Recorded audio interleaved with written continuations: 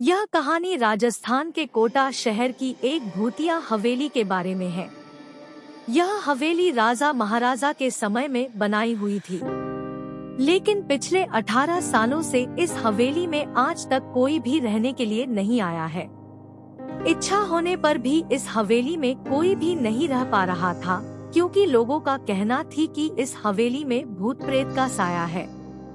जब अजीत सिंह को इस हवेली के बारे में पता चला तो उसने तय किया कि वो इस रहस्य को जानकर ही रहेगा, क्यों लोग इस हवेली में नहीं रह पा रहे हैं। उसने मजबूत इच्छा शक्ति से हवेली में रहने की पूरी तैयारी कर ली। जब उसने हवेली के अंदर जाने के लिए पैर आगे बढ़ाए तो दरवाजे पे किसी अनजान व्यक्ति ने उसे रोक लिया और नजदीक जाके बोले, कौन हो आप और किधर जा रहे हो? अजीत सिंह ने जवाब देने के बजाय उसने सामने सवाल किया, जी आप कौन? मेरा नाम अर्जुन सिंह है और मैं यही पास में ही रहता हूँ। अजीत सिंह ने कहा, ओ अच्छा, मैंने सुना है कि यह एक भूतिया हवेली है और यहाँ कोई नहीं आ पाता है, इसलिए मैं इस हवेली में एक दिन रुकने का फैसला किया है।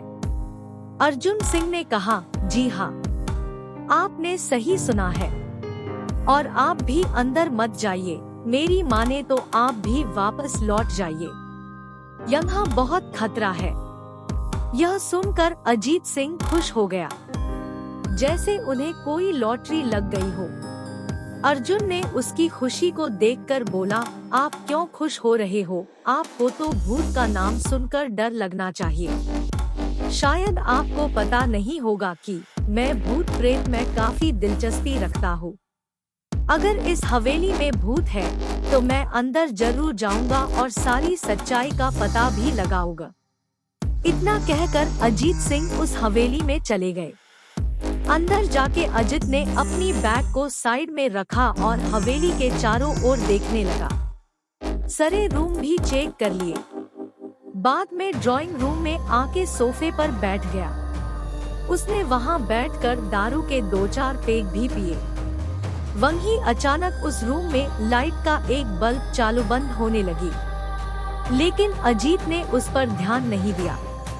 थोड़ी देर बाद दूसरा बल्ब चालू बंद होने लगा, फिर तो हवेली की सारी लाइट चालू बंद होने लगी। यह सब देखकर अजीत अपनी जगह पे खड़ा हो गया और संपूर्ण सावचेत हो गया।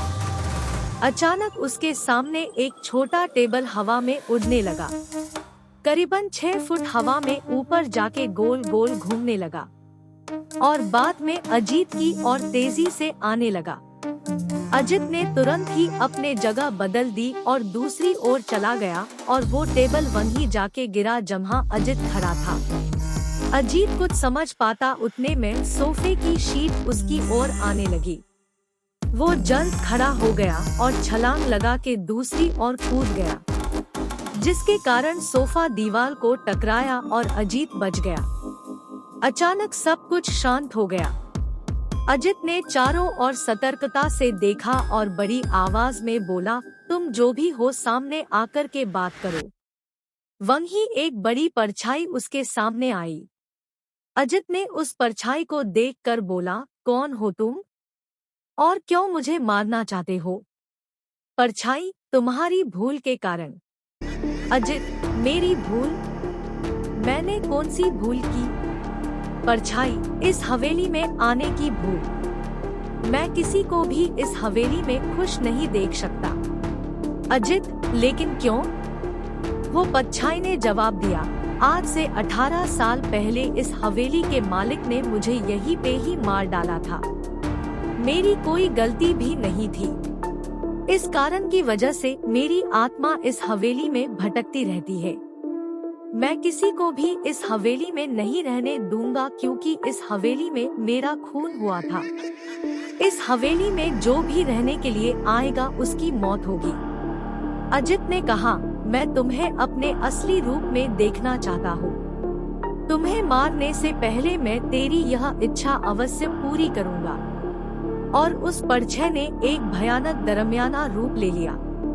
उसका चेहरा इतना भयानक था कि अजीत भी एक क्षण के लिए डर गया था लेकिन दूसरी ही क्षण में उसने अपने आप पर काबू पा लिया।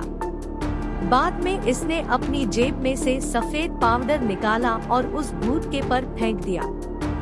भूत के पर पाउडर पड़ते ही वो जलने लग गया। बड़ी बड़ी ज्वाला उठने लगी। वो बहुत जोर जोर से चिल्लाने लगा और बाद में पूरी तरह से जल गया। उसके बाद अजीत ने चैन से सांस लिया और वहीं पर सो गया।